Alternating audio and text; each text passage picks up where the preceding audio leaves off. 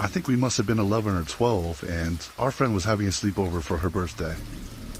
She was a part of our group, and we were excited as we had never been to this particular friend's house before. Parents put an amazing amount of effort into the party. There was a buffet, barbecue, cake, and even a clown.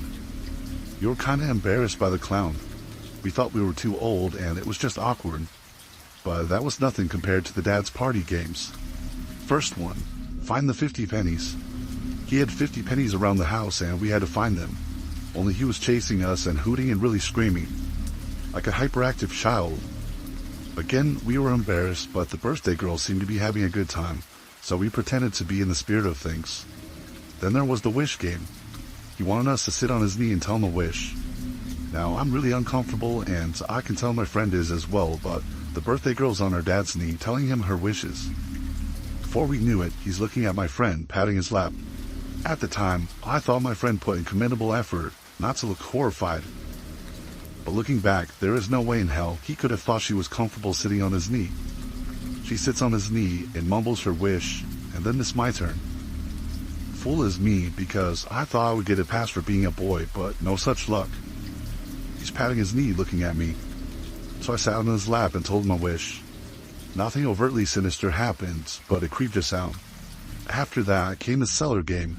That's what he called it, and I'm thinking, hell no, I'm not going into a cellar with this creepy old man. And I can tell my friend is almost panicking at the thought.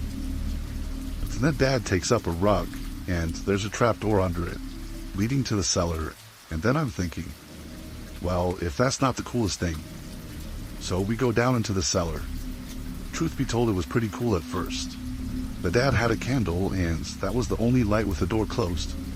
It was a small concrete room, and we sat on the floor while the dad told us creepy stories. I got the feeling those weren't age-appropriate stories, and our parents wouldn't be very happy if they had been there. But that made it all the more cooler. He's telling a story and getting to the creepy reveal bit. Then he blows out the candle. We are plunged into the absolute darkness. I'm laughing and shouting, as is the birthday girl, and my friends are really laughing. She actually sounds panicked. We get out of the cellar, and I'm seeing how cool that was, but my friend looks really upset. Before bed, I managed to catch her alone and ask her whether she's alright. She tells me that after the dad blew out the candle, he tickled her in the dark and kind of put his head into her neck. She's really frightened and makes me promise I'll stay awake with her in case the dad does something. My friend falls asleep, and so is the birthday girl. And I'm really tired, but my friend made me promise, and the truth is, I felt like a knight in shining armor. I must stay awake to protect my friend, and lo and behold, I can hear someone coming up the stairs. Slowly, like they're not trying to make a noise. And then that door opens, and the dad sticks his head around the door.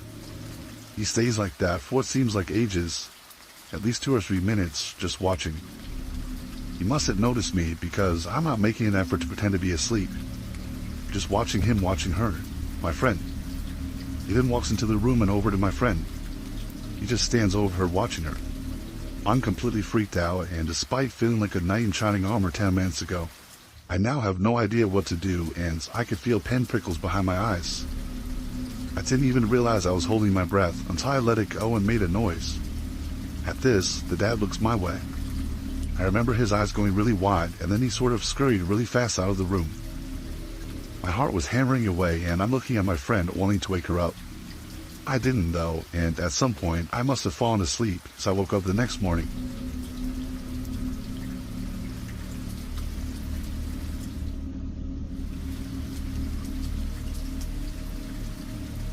This happened to me when I was a young boy.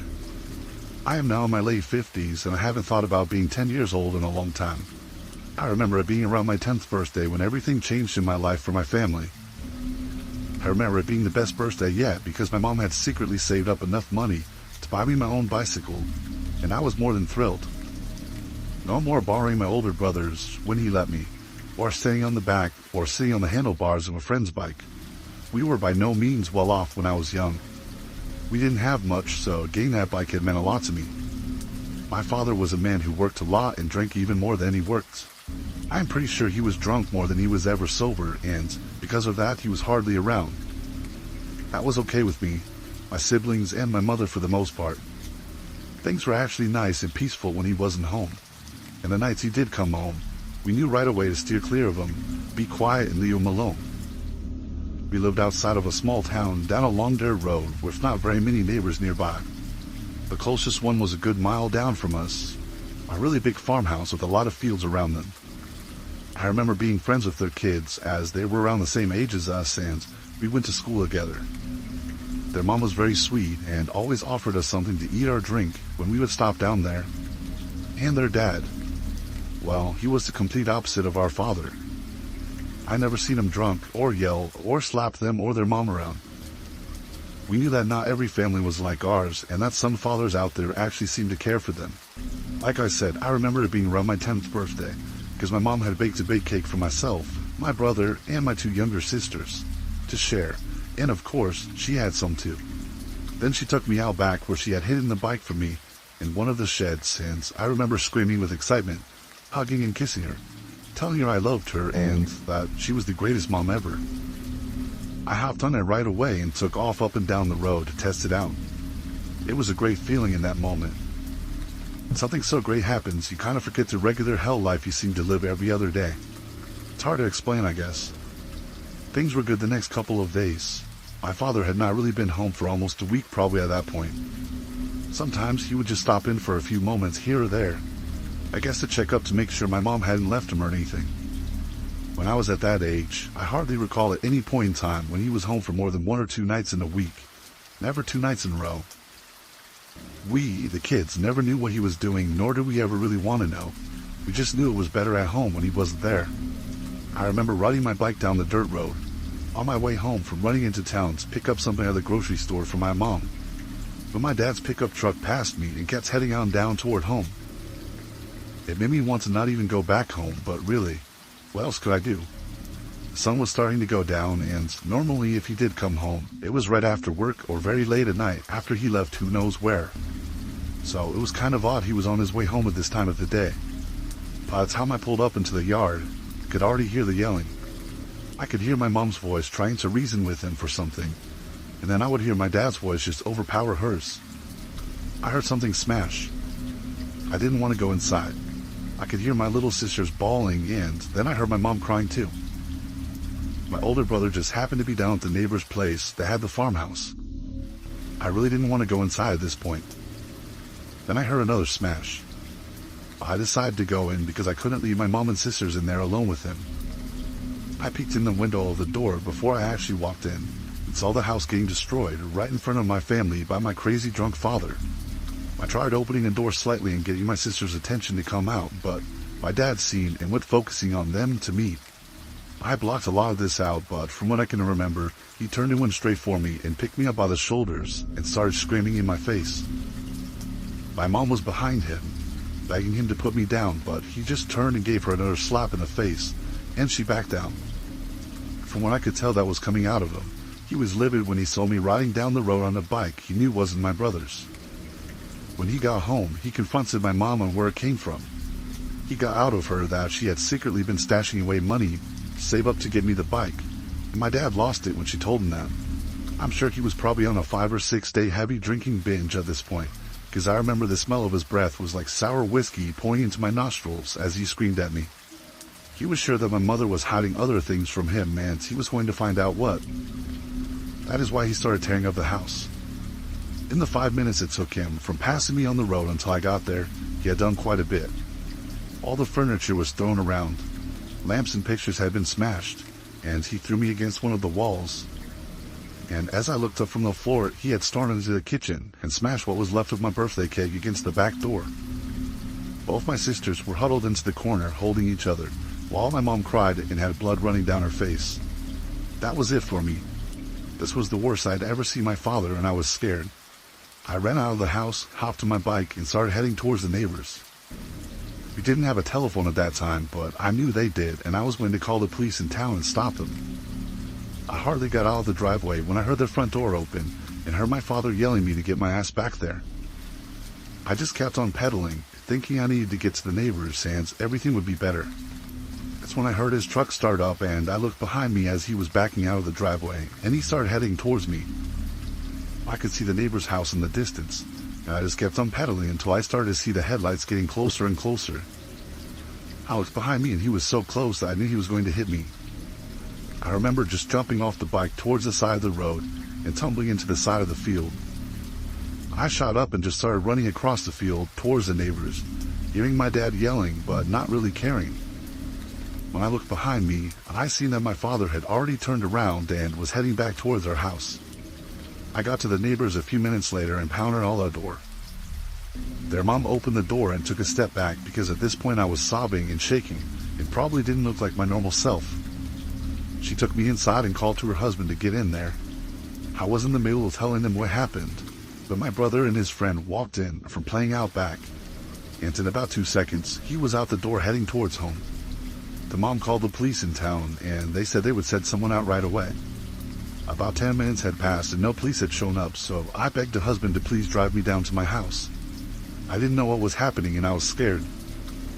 He agreed since he knew my little sisters and my mom were there. About halfway down the road, we passed my bike.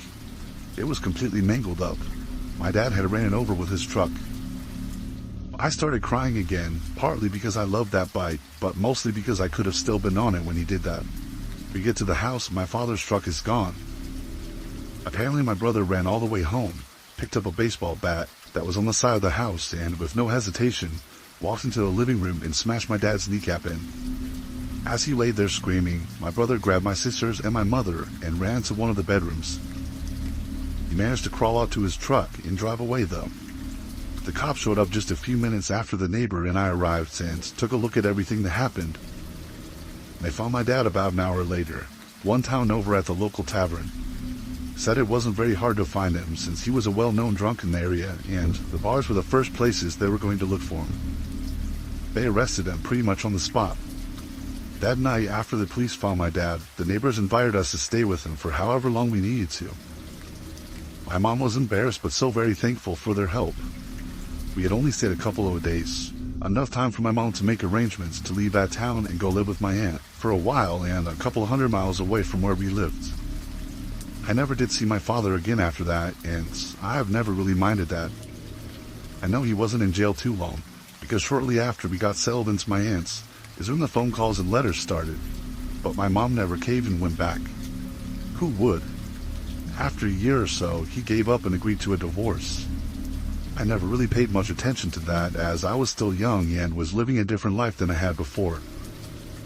We stayed with my aunt for a couple of years until my mom saved up enough money after getting a job to get her own place. At that point, my brother was 16 or 17, so he was also helping bring in money from his job as well as myself with the newspaper route. I even saved up enough money to get myself another bike. Life was better than it had ever been.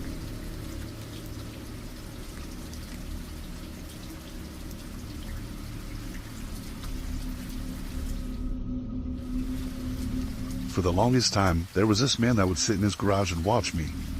He was an older man and he was very scrawny, had patchy gray hair and a super gross beard.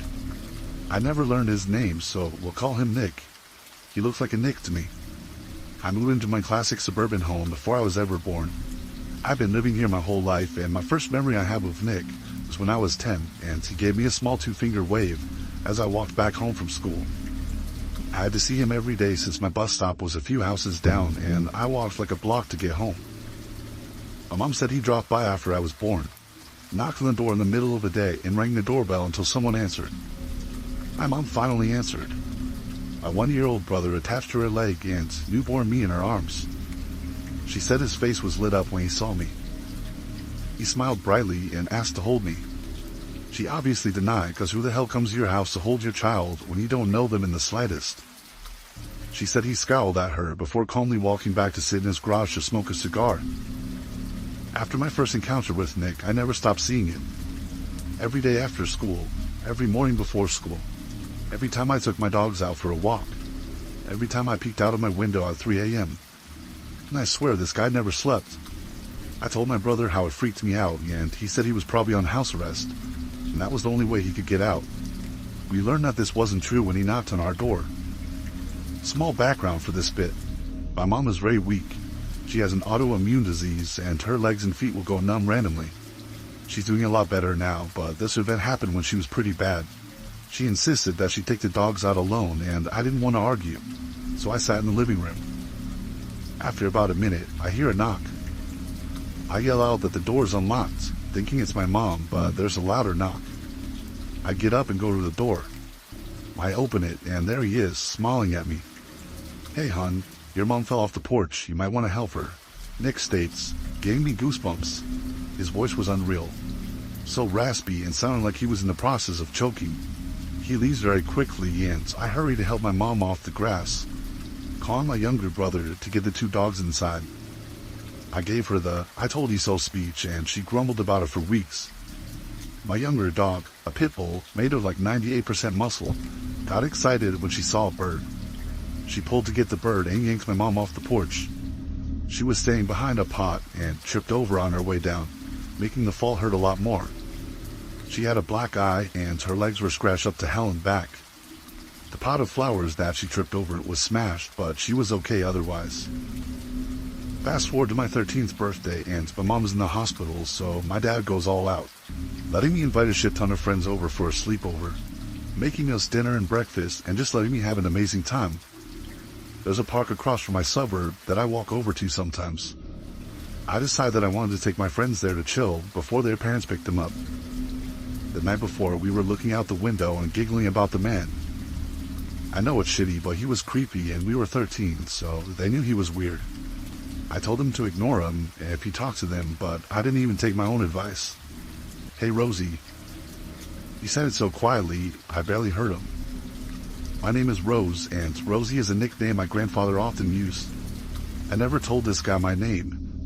Neither did any of my family members." Hi," I replied, and my friends all scowled at me, knowing I fucked up. "How's your mom?" "She's fine." I go to leave before I pause. "How do you know my name?" "You told me, remember?"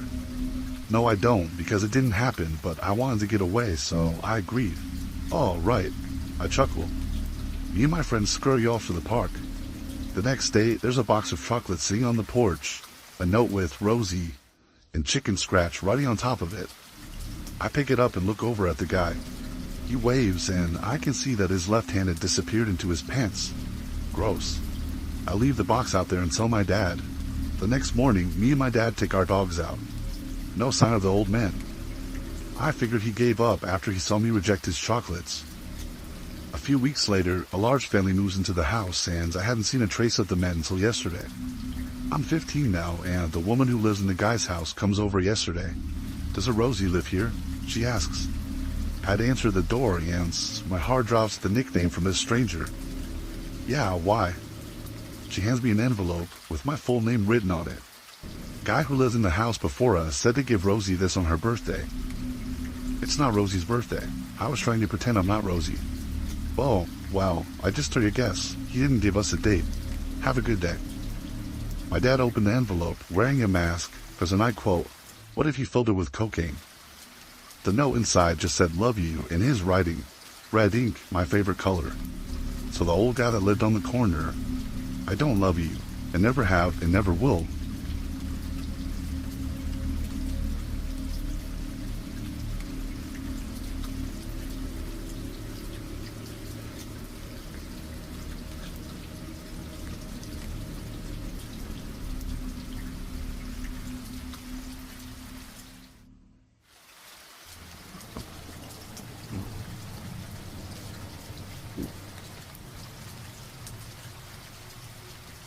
I remember that in 5th grade, my class went on a field trip to this nature park.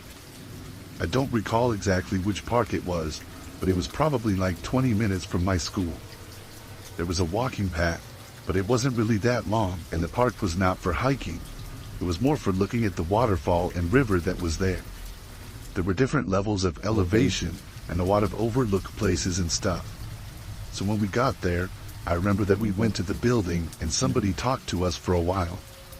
It was just my class of roughly about 30 kids and our teacher. We then walked around to the different places on some of the trails. Then after that, we had some time to walk around on our own and look at some spots. There was a kid that I was sort of friends with that I was kind of hanging out with. Well, while we were there wasn't really anybody else in the park other than our class. I did notice a few random people here and there, but not many. So after walking around and stuff and being there for probably an hour, I remember that I went off with my friend. We were just going to different places to see the views. I think we would be leaving to go back to the school in about 30 minutes or so. It was then when we were walking around that I saw this other kid around our age. However, he was not in our class. The kid kind of walked near my friend and I, but didn't say anything. I didn't really know anything about him, but I assumed that he was maybe there with his parents or something. My friend and I eventually walked off, and I remember that the kid sort of followed us. He didn't walk real close, but he sort of trailed us a ways back. We walked around for a good 20 minutes, and every place that we went, the kid seemed to be a little ways behind us. It was kind of odd. We mostly just ignored him though. Eventually, it was time for us to meet back up with the rest of the class. So we went back over and the teacher took attendance near the bus in the parking lot. Then we all started to get on the bus. It was at this time when I noticed the kid again. He was walking over from the other end of the parking lot. To my surprise, the kid walked right up behind me. I was one of the last kids to get in line on the bus, and my teacher, I think, was talking to another student a ways away. The kid blended right in and got on the bus with me. I was very confused, and I was really close to turning around and asking him who he was, but I didn't. So this kid then got onto the bus and proceeded to sit in the farthest seat in the back. I was shocked, and I'm 100% certain that he was not in my class. He didn't talk to anyone, and just got into a seat on the bus and didn't say anything. I went to a different seat, and we then went back to the school. After arriving back, everybody got off the bus. I purposely looked around to try to find the kid after getting off. When I did, I saw him exit the bus and then walk behind it away from the class. The rest of us had to go inside the school, and once in, the teacher took attendance again. The kid was obviously gone, and I was still trying to figure out why he rode on our bus. I went on with the school day and continued with my classes. Then after school, I got out and I left. This was probably just like an hour after we got back from the field trip. During this time, I would ride another bus home. When I left the school to catch my bus, I saw the kid again. He was standing around by a tree outside the school, but it looked like he was hiding behind it. I honestly don't know what he was doing. We left after that. I never saw him again. To this day, that still puzzles me.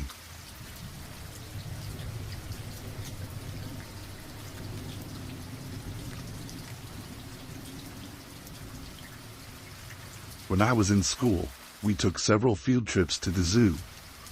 One in particular was when I was about 8 years old. My entire class went, and I always liked all kinds of field trips. The zoo was one of my favorites though.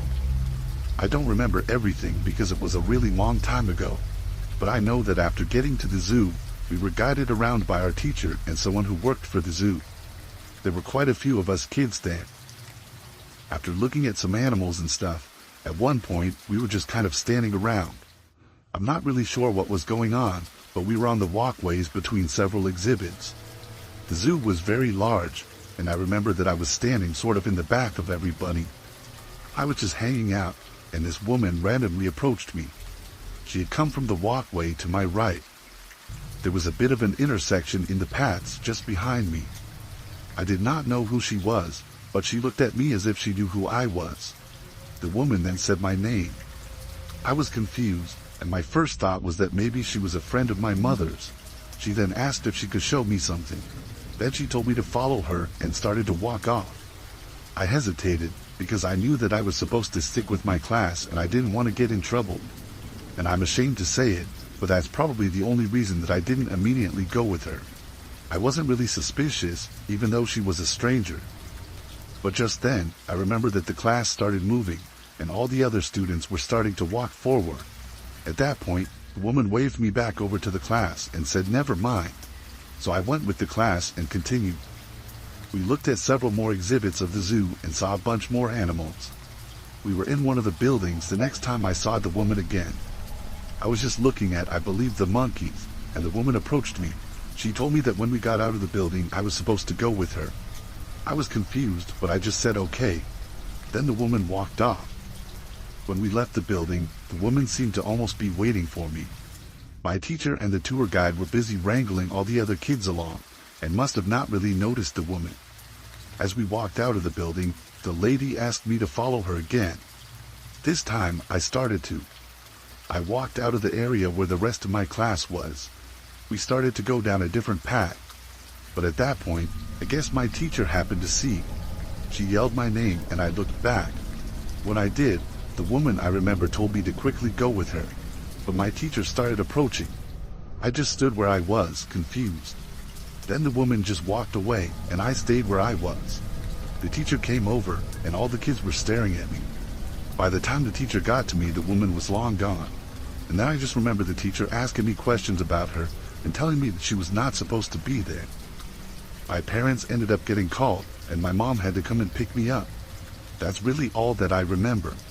It's crazy to think that it really happened. I'm honestly not sure who the woman was and how she knew my name. I don't recall ever seeing her another time.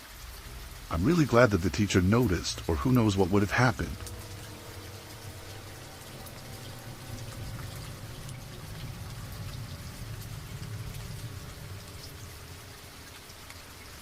When I was in high school, during my sophomore year, we took a field trip to a local museum. It was a common place for local people to go, and was a history museum. I'd been there once before, but not with school. The museum was fairly large and had a lot of different rooms and areas. So when we got there, I remember that it was not my entire school or grade, but just my history class. So there was like 20-something of us, and we did not by any means rent out the museum or anything. So some regular visitors were there as well, but it was not too busy with it being a weekday morning. The field trip was going to last for several hours though. For like 15 minutes, someone who worked there came out and talked to us. Then we could sort of go in the museum at our own pace. My friend in this class was Anna, who I had known since elementary school. Anna and I walked from room to room, and before long, most of the kids were pretty spread out. We got into this one room at one point. It was a little darker with not as much light. Anna and I were kind of in the corner, and this man came into the room. He walked slowly towards us, but stopped a ways away. I then noticed that he kind of seemed to be looking at us, but I didn't think much of it. The guy walked closer to us, and then went into this prohibited area of the exhibit. He did not appear to be an employee. The employees would all wear the same shirts, and this guy was not wearing one. The guy went into this area that I'm guessing was for employees only, and then we could no longer see him. Anna and I both found it strange. We moved on and continued into another area. I remember that we didn't see the guy again for a while. Later on, we had lunch there, and there was the option to go outside where there were some tables. Not very many people went out because there were more tables inside. However, Anna and I, as well as maybe 3 or 4 other kids, were eating outside. We were talking and just sitting there when I noticed the man again. He was standing outside just randomly. There was a little grassy area with some trees and stuff. The man stood near a tree and looked over at us. Something about the guy just gave me the creeps. I just ignored him though, and kept talking to Anna. Sometime later though, I looked up, and he was still looking in our direction. I didn't know what the man was doing exactly. I told Anna about seeing him, because she was sitting with her back to the guy and couldn't see him. After a little while, I really could not believe that he was still staring. So at that point, we decided to go back inside of the building. We stayed in there for the rest of the time, and shortly after, it was time to leave.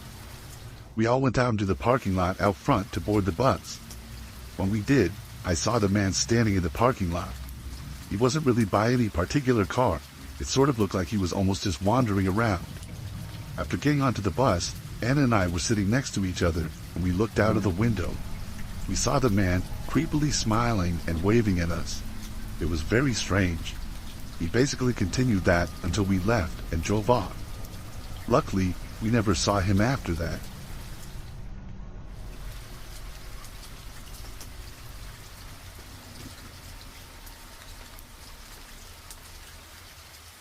A few years ago, back when I was in high school, several classes from my school went on a field trip. We were going to a play that was being put on at a theater in the nearby city. It was a pretty large and nice theater, and well known in the community. So we left school early in the morning and rode the bus down there. It took like 30 minutes, and by the time the ride was over, I really had to pee. So when we got to the theater, the classes went into the auditorium, but I went to use the restroom. It took me a minute to find it, but I was able to. The restroom was a little bit farther down in the hallway though. I was not inside for long, and after I left, I walked to the auditorium to be seated. But when I got there, it looked like everybody had already sat down. Apparently there was not assigned seating, so I just found the nearest open area, which was in the back. I ended up not sitting by anybody that I knew at all, and I was on an end seat of the right before last row. So after that, the play started. The lights turned down and everybody focused their attention to the stage. I followed along for the first 15 minutes or so, but then I remembered that there was suddenly a tap on my shoulder. I looked over to my left, and there was some guy standing there in the aisle. I didn't know him, but he whispered to me that he had to see me. I assumed he worked there or something for a moment. I didn't know why I was being asked to leave, but I got up and I went with the guy. After walking out of the auditorium, he told me to follow him. We went down the hallway, and then he took a left into another nearby hallway. Both hallways were mostly completely empty because the show was going on. When we got to the second hallway though, I saw these two other guys there, and they told me to follow them. I had no idea who any of them were. They were all dressed pretty well, not in suits or anything, but somewhat professional. I asked why, but they didn't answer me. By now, I had gone from feeling confused to suspicious and also scared. We kept going down the hallway, and then I saw an exit door. We were heading towards it. I stopped and I said that I could not leave because I was in class. The men didn't say anything. One of them sort of grabbed my arm though. When he did this, I freaked out. I yelled for them to stop, and I then turned and sprinted in the opposite direction. I ran all the way back to the original hallway. When I was there, I saw an employee of the theater and approached him. I tried explaining what happened, and the guy seemed really confused. I asked if any of the men like that worked at the theater, and he said no. I walked back over with him to the hallway they went down, but the men were no longer in sight. The employee said he would report it to security, and I could go back to my class if I wanted. So I went back to the play and finished watching it. After that, I never really heard anything more about the situation. I still don't know what exactly happened. I'm really glad that I got away from those guys though.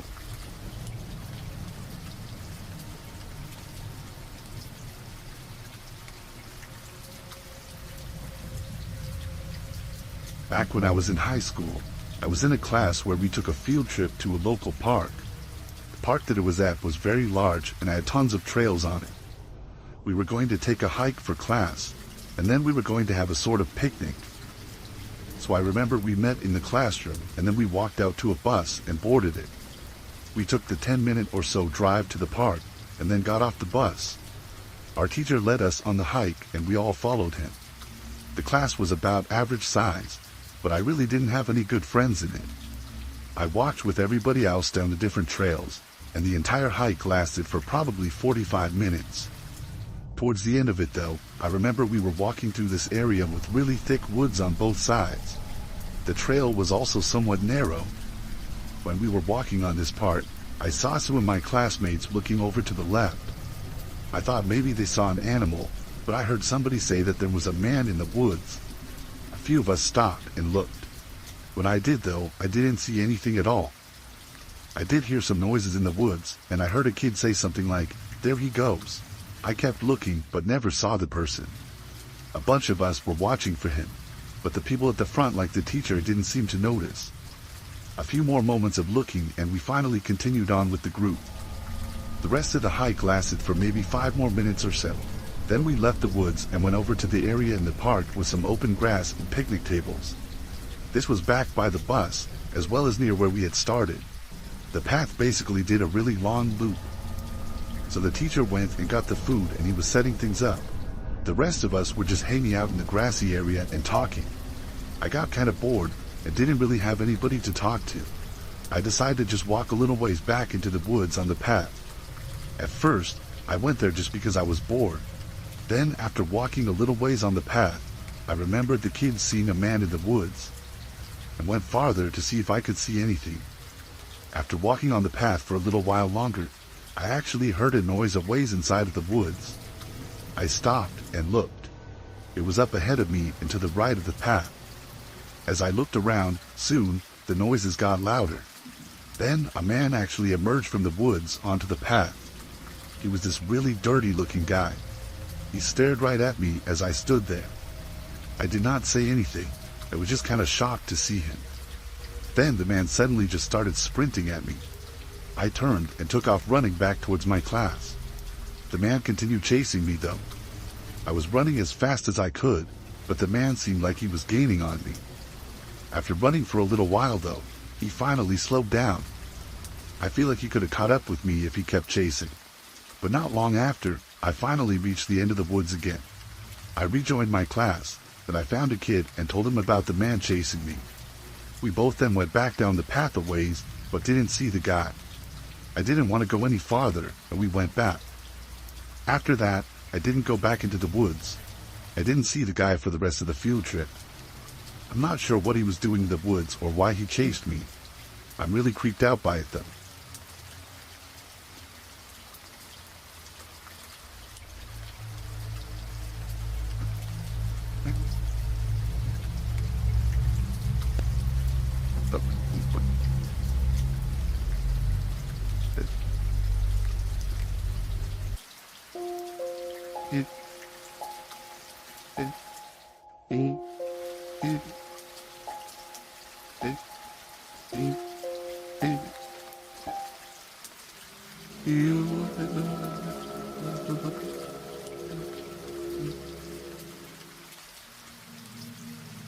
This took place a few years ago when I used to live on a farm.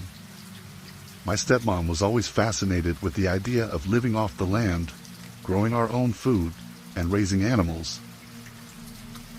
After several failed attempts, we finally found a nice house on a piece of land with an established asparagus farm. And shortly after we settled in, we brought some animals to the farm, like chickens, ducks, and a few rabbits. We let the chickens and ducks roam freely around the property, and for a while, everything was fine. They seemed to enjoy exploring the farm, and we didn't have any problems with it. But after raising our last batch of ducklings, something strange happened. 2 of our 4 adult ducks disappeared without a trace. There were no feathers, no signs of a struggle, just gone as if they had vanished into thin air. Even though we live in the countryside, we could still see our neighbors, and at the very back of our property, there was a creek that connected to the state river. So, for a while, we thought the ducks might have just wandered off. But one evening, as it started to rain, we rushed outside to make sure all the animals were safely in their shelters. As we were checking on the animals, my stepmom and I heard a duck in the woods. We ran across the property, about an acre or so, to see if it was our missing ducks. My dad and brother followed us with guns to help search the woods, while we looked along the tree line. They went off toward the creek, and told me to whistle if I spotted anything.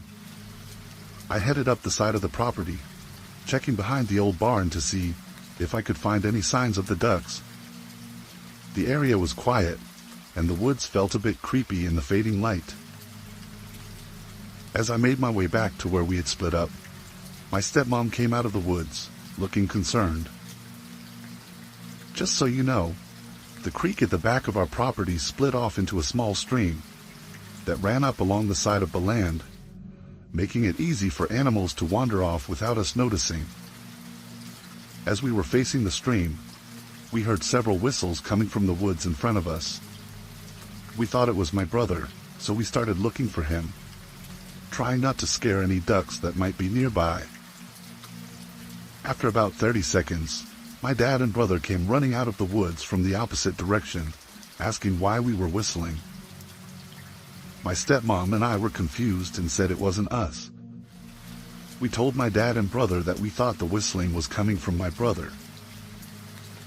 We all agreed that none of us had done it, and that we were with other people who could confirm where we were. Just to clarify, The whistling came from right in front of us, but there was no sign of anyone there. We didn't see any movement or hear any other sounds, only the whistling, which happened several times. A similar story happened about a week after the whistling incident. I wasn't there, but my brother and sister were. It was around 8 at night, but since it was summer, it was still light outside. A bad storm was approaching, and my brother and sister were watching the sky get darker and turn gray. They looked toward the back of our yard, about an acre away, and saw a man crouched down, dressed in all white. My brother, being who he is, fired a shot toward the sky after telling him to leave several times, and then watched him run away. My sister said she saw the man standing behind the fence post before my brother noticed him. She only told my brother about it when the man moved, and she could clearly see that it was a person. After talking to my sister more about what really happened, she said the man had an unusual glow around him, which is why they notice him in the dark woods. I'm not sure if this story is connected to the whistling, but my parents definitely didn't want us going into the woods anymore.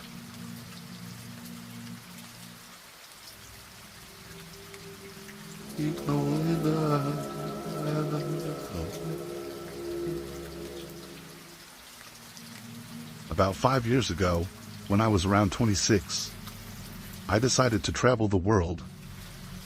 I had just finished college, which left me with debt and struggling to find any job, even ones I was overqualified for. I was feeling depressed and lonely in my small town in Washington. To escape, I decided to travel. A friend from high school suggested that I try woofing and volunteering to travel cheaply, so I gave it a shot. The way it works is pretty simple. You work about 25 hours a week on a farm, and in return, you get food and a place to stay.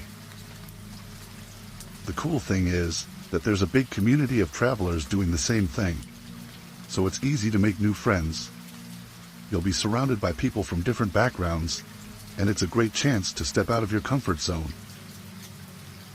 As you work and explore new places, you also get the time and space to think about your life and figure things out while experiencing something completely different. 8 months later, I had become an expert at shoveling cow manure. I started in Washington, then moved to Oregon, and finally went down to California. In California, I managed to save some extra money by doing side jobs for cash. And with that money, I had to decide where to go next.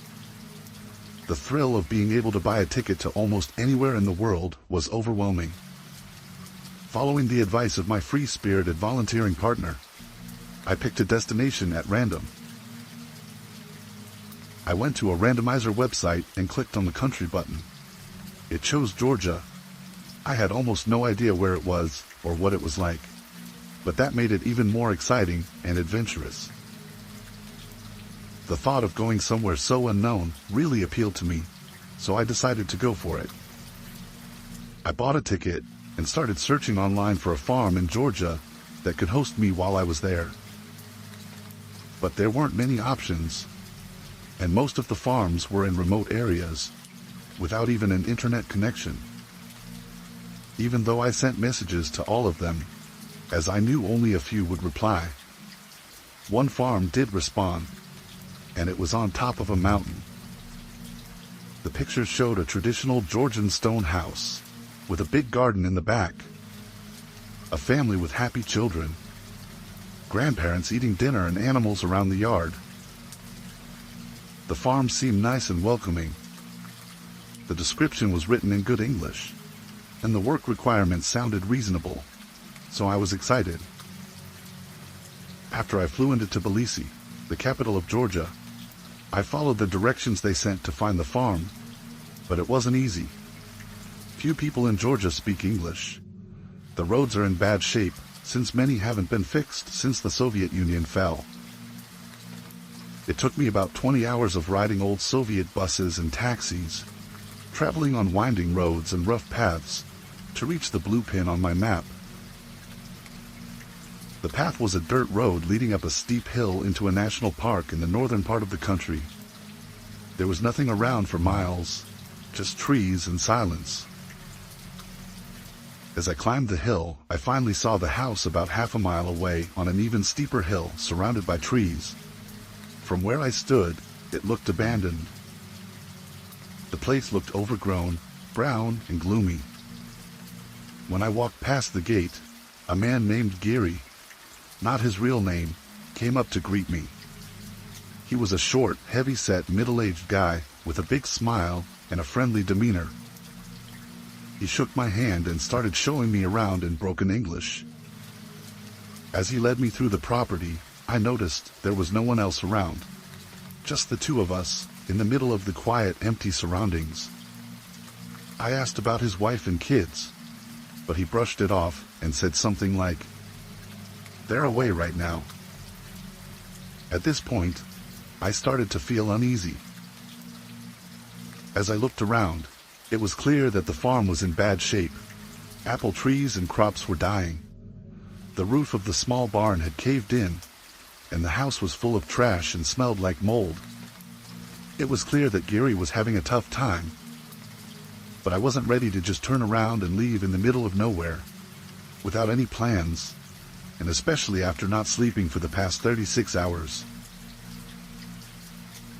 Also, it was evening, and after Gary gave me a good meal and tried his best to chat with me in English, he showed me to my room on the second floor, and I went to sleep. I was so exhausted and stressed that I fell asleep almost immediately. I would have slept for 10 hours if I hadn't been woken up by a strange noise in the middle of the night. It sounded like something heavy and metallic was being dragged across the wooden floor, making a dragging sound that echoed through the quiet house. In my groggy, half-asleep state, I listened to the noise for a few minutes, trying to figure out what it was. After a while, when the noise stopped, I shrugged it off and went back to sleep. In the morning, Gary, now sober but looking grumpy, asked me to fix some of the windows and doors in the house, while he went to a nearby village to get some parts. I started feeling uneasy again. Something didn't feel right. He avoided making eye contact and was vague about his plans. The lack of cell reception and internet made me feel even more isolated and unsure. Once Gary was gone, I started looking around the house to get a sense of the place. It became clear that it was barely lived in, and it felt like one of those abandoned houses. There was broken furniture, old newspapers, old photos scattered on the floor, and a shattered mirror. I took out my phone and checked the listing again. The photos didn't match the backyard, garden, or walls of the house I was in. Gary wasn't in any of them, and it felt like a completely different house. At this point, I'm in full-blown panic. I pack my things and start to leave, when I notice 3 men walking up the first hill. With no other paths available, I decide to go behind the house and scramble down the steep hill into the forest. Once I feel a bit safer, I stop and listen carefully. I can hear the men inside the house, and they're clearly looking for me. Terrified of making any noise, I crouch down and hide behind a thick bush, trying to stay as still as possible. I don't know how long I wait, but their voices and footsteps keep getting closer and more persistent. At some point, I hear the men leave. I count to a large number to make sure they're gone, and then head back to the house and the path. Once I find it's all clear, I get out of there. I've never run so fast, but I'm still in the middle of nowhere, with no cars or public transport. Then I finally reach a paved road, and start walking in the direction I remember coming from. Hours pass, and finally, a car drives by and stops. Now, if it was a horror movie, this would have been Gary and his friends. But it turns out to be a really nice family who gives me a ride to town. The listing for the farm disappeared from the website a few days after I left, and I haven't heard from Gary since. And when people hear this story, some laugh and say Gary and his friends were probably just coming over for a chat. But I trust my gut feeling. Something was really off about them.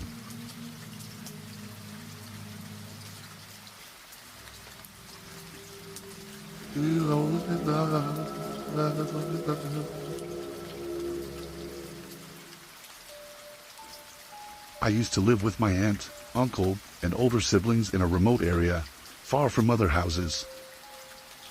Our home was surrounded by a large pasture, with nothing else around. On our property, there was an old, abandoned cabin that we owned but never used. My uncle loved to tell me stories about our land. He would talk about the people who lived there long before us. Then one night, he told me another story about the land, but it was pretty scary. The old cabin in the middle of our pasture used to belong to a farmer and his young daughter. They lived there alone, and the father worked hard to run the farm by himself. His daughter was only about 6 years old. She was a pretty girl with fair skin, long dark hair, and a happy personality. Then one day, while the farmer was using his tractor to harvest crops, a terrible accident happened. His young daughter was playing nearby, close to where he was working. He saw her too late and tried to shout for her to move away as it was dangerous. But she didn't hear him. It was a very tragic accident. As a little girl myself, I found it hard to believe that something so awful could really happen. Or maybe I just didn't want to believe it, because it scared me so much. My brother Robert is a typical young guy, strong, muscular, and fearless. He never gets scared, and I had never seen him cry until this happened. One weekend, Robert decided to invite a few of his friends over for a camping trip. They planned to stay in the old abandoned cabin on our property, thinking it was time to clean it up and make use of it. They were excited about the project and spent a lot of time fixing up the cabin before their camping trip. Now my uncle had only told me the story about the farmer and his daughter. My brother and his friends didn't know anything about it. As it started to get dark, they went out to the cabin, they hung out, and did whatever guys do when they're together. But what I remember most is what happened when they were getting ready to go to sleep. I'll never forget the look on Robert's face when he ran back to the house with his friends, sweating and out of breath. They were all visibly shaken. Robert had gone to bed a little later than his friends, and was lying in one of the old beds in the cabin. In the middle of the night, he woke up because he thought he heard someone crying, and then faint screams coming from outside. The sound seemed to be coming from somewhere out in the pasture, and it really scared him. He said it felt like something was trying to get into the cabin, and he couldn't shake the feeling of being watched. He tried to ignore it and go back to sleep, thinking it might just be coyotes in the distance. But he couldn't explain the sobbing. After a few minutes of trying to fall back asleep, he got really frustrated because the crying and screaming wouldn't stop. Finally, he sat up in his bed, and what he saw next scared him so much that it stayed with him for the rest of his life. There was a little girl at the foot of his bed. He couldn't see her face clearly, because her body was covered in cuts. All he could tell was that she was very young, like a child, with long dark hair. She was crying non-stop, and it was the kind of crying that makes you feel sick, because it sounded like she was in so much pain, and there was nothing anyone could do to help her. When Robert and his friends ran back to the house, and woke everyone up to tell what happened in the cabin, it was hard to understand him at first. My brother Robert was actually crying, which had never happened before, and my aunt tried to comfort him. His friends were with him, but they didn't say anything. It wasn't until the next day that I told my brother about the story of the farmer and his daughter that my uncle had told me. The old cabin has been burned down for several years now, so maybe the farmer's daughter can finally rest in peace.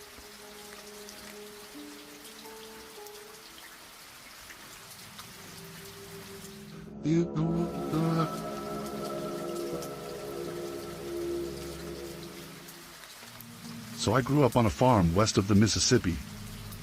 My brother, who's 3 years younger than me, and I both experienced something strange when we were kids. Our farm was huge, with thousands of acres mainly dedicated to growing corn. When the corn was fully grown, the fields seemed endless. On days when we weren't busy with chores, my brother and I would explore the tall wrestling stalks. But most of the time, we stayed close to the house. But every once in a while, we would venture deep into the cornfields to explore. The tall corn stalks made it feel like we were in a huge green jungle, and we always found something interesting, whether it was a secret spot or an animal. I have so many good memories from those days. Anyway, on one particular day, we decided to go exploring again. But this time, we were trying to reach a creek that flowed along the far edge of our farm, which was a place we rarely visited, because it was so far from the house. We had been to the creek a few times before, and the cool, refreshing water made the long walk worth it, especially on hot summer days. As we got closer, we were just walking and chatting when, out of nowhere, we stepped out of the thick corn into a clearing. This open space was about 40 or 50 feet wide, surrounded by tall corn on all sides. It felt strange because clearings like this weren't supposed to be in the middle of a cornfield. It didn't make any sense to have such a perfectly clear area in the middle of the cornfield, especially since we had never seen anything like it on our farm before. When we stepped to the edge of the clearing, we saw about 10 men inside. They stopped whatever they were doing the moment they noticed us. Everything went silent, and they all just stared at us with wide eyes, looking shocked and worried, as if they were caught doing something they shouldn't have been doing. In the few seconds that my brother and I stared in shock, I noticed a few details. The men were all white, and appeared to be in their 40s or 50s. They looked like office workers, not people who would typically be on a farm. They were dressed in neat, non-farm clothes, like button-up shirts and slacks. There were several large pieces of electronic equipment set up on the cleared dirt. They were bulky, and looked like they could be folded up into big carrying cases, similar to how band equipment is packed for quick transport. The equipment was arranged in a way that made the clearing look more like a makeshift workspace than a regular part of the farm. Then one of the men reached out his hand and took a step toward us, like he was about to say something. His expression was a mix of surprise and concern. Seeing that, my brother and I didn't wait to see what would happen next. We turned and ran as fast as we could, sprinting back through the cornfields and all the way to the house. We didn't say anything to each other during the run. We were both too scared and unsure of what we had just seen. We felt a strong sense that something was very wrong, and didn't want to stay and find out what. When we got back to the house, we wanted to tell our parents about what happened. But our mom was in town, and our dad was busy helping our neighbor. When Dad came home a couple of hours later, we met him at the end of the driveway. After listening to us talk excitedly and a bit hysterically about what we had seen, he decided to come back with us to check it out. Since it was already dark by then, he said we would go first thing in the morning.